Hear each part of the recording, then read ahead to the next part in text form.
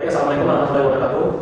Sebelumnya saya ucapkan terima kasih kepada hadirin SPDI MSI selaku dosen pengampu mata kuliah metodologi penelitian. Kenalkan saya Abdul Rahman NIM 202351009. Di sini saya mau presentasikan hasil metodologi penelitian saya berjudul yaitu analisis perubahan garis pantai untuk rekomendasi pemanfaatan lahan pesisir. Langsung saja materinya yang pertama yaitu latar belakang.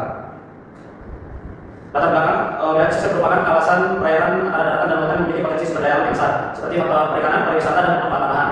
Namun, kawasan pesisir juga sangat rentan terhadap perubahan lingkungan disebabkan oleh faktor alami maupun faktor aktivitas manusia. Pantai Air Manis di Kota Padang merupakan salah satu kawasan pesisir yang mengalami dinamika perubahan, abrasi dan agresi yang sangat aktif. Perubahan garis pantai yang terjadi dapat mempengaruhi kondisi lingkungan, aktivitas masyarakat, kemudian serta pemanfaatan ruang wilayah pesisir. Kemudian diperlukannya analisis ini, perubahan garis pantai menggunakan teknologi penginderaan jauh dan sistem informasi geografis untuk mengetahui pola perubahan yang terjadi. Selanjutnya itu unsur masalah. Yang pertama yaitu bagaimana mengetahui perubahan garis pantai di Pantai Air Manis. Kemudian yang kedua yaitu area mana yang mengalami abrasi dan agresi. Kemudian yang ketiga itu bagaimana kita sesuai lahan pesisir. Kemudian yang keempat, zona mana yang mengalami direkomendasikan untuk pembangunan berlanjutan dan pembangunan tertutup. Selanjutnya itu yang penelitian. Ada 4 poin. Yang pertama yaitu menganalisis perubahan garis pantai secara temporal. Kemudian yang kedua mengidentifikasi abrasi dan agresi. Yang ketiga menentukan kesesuaian lahan pesisir. Yang keempat memberikan rekomendasi pemanfaatan lahan. Kemudian selanjutnya yaitu manfaat penelitian. Yang pertama itu menambah referensi ilmiah terkait analisis perubahan garis pantai. Yang kedua menjadi bahan pertimbangan dalam pengelolaan wilayah pesisir. Yang ketiga memberikan informasi mengenai daerah yang mengalami abrasi dan agresi. Kemudian yang terakhir mendukung perencanaan pemanfaatan di wilayah pesisir. Selanjutnya itu studi literatur. Perubahan garis pantai yang terjadi akibat proses abrasi dan agresi menyebabkan perubahan daratan yang berdampak pada aktivitas masyarakat. Melalui pendekatan penginderaan jauh dan sistem informasi geografis, penelitian ini menunjukkan bahwa perubahan garis pantai berpengaruh terhadap perkembangan kawasan pemukiman, tambak dan penggunaan lahan lainnya.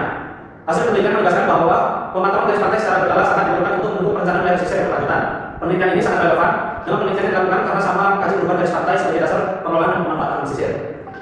Selanjutnya itu lokasi penelitian. Untuk lokasi penelitian kali ini dilaksanakan di pesisir Pantai Air Manis yang terletak di Kota Padang. Kenapa dipilihnya kawasan ini? Karena kawasan ini sangat aktif dinamika perubahan garis pantainya karena memiliki nilai strategis sebagai kawasan pariwisata umum di Kota Padang serta merupakan kawasan yang dihuni oleh masyarakat yang kehidupannya bergantung pada sumber daya dari wilayah pesisir. Selanjutnya yaitu alat dan bahan. Untuk alat yang digunakan ini terdiri dari laptop, kemudian JDT GNSS, kemudian kamera digital dan alat tulis seperti Taukur. Untuk alat guna yaitu ArcGIS, kemudian FV, Google dan Microsoft Excel. Digunakan dalam tahap pengelolaan. Selanjutnya itu bahan. Di sini yang pertama itu data posisi garis pantai yang dapat menggunakan GPS detik. Kemudian data observasi kondisi fisik pantai, kemudian data citra satelit bersumber dari Copernicus untuk mendigitasi perubahan garis pantai. Selanjutnya itu data alir. Di sini saya mulai dari pengumpulan data. Data yang dikumpulkan itu data berupa data citra, kemudian data alir, kemudian data survei lapangan. Yang selanjutnya dilanjutkan dengan tahap pengolahan citra. Di sini dilakukannya parisometrik atau radiometrik terlebih dahulu, kemudian mapping area wilayah studi, kemudian dilanjutkannya digitasi pada citra. Selanjutnya ekstraksi garis pantai, di mana ini perhitungan nilai DBI, kemudian dilakukan digitasi manual untuk mengetahui perubahan garis pantai. Kemudian yang ketiga yaitu validasi menggunakan data GPS. Selanjutnya itu analisis perubahan garis pantai. Dari hasil digitasi yang dilakukan sebelumnya itu kita lakukan analisis untuk mengetahui perubahan garis pantai. Kemudian setelah dilakukan analisis itu kita lakukan sesuai dengan karakteristik yang sudah ditentukan. Kemudian yang terakhir yaitu dihasilkannya peta rekomendasi untuk pemanfaatan sesuai lahan. Selanjutnya yaitu masuk ke metode.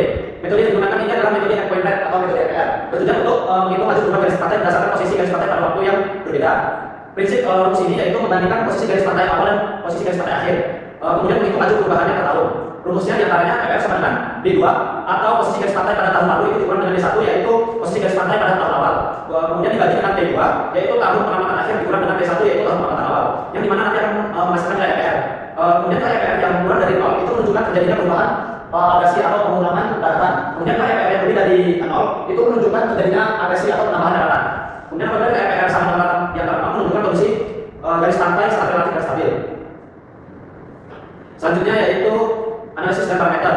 Yang pertama proses analisis ini terbagi menjadi 6 tahapan. Yang pertama menentukan parameter sesuai lahan. Yang kedua itu memberikan skor pada setiap parameternya. Kemudian yang ketiga memberikan bobot berdasarkan tingkat pengaruh. Kemudian yang keempat melakukan proses weighted overlay. Kemudian yang kelima menghasilkan teks sesuai lahan. Kemudian yang keenam mengklasifikasikan hasil dari setiap zona sesuai dan tidak sesuai atau sesuai bersyarat.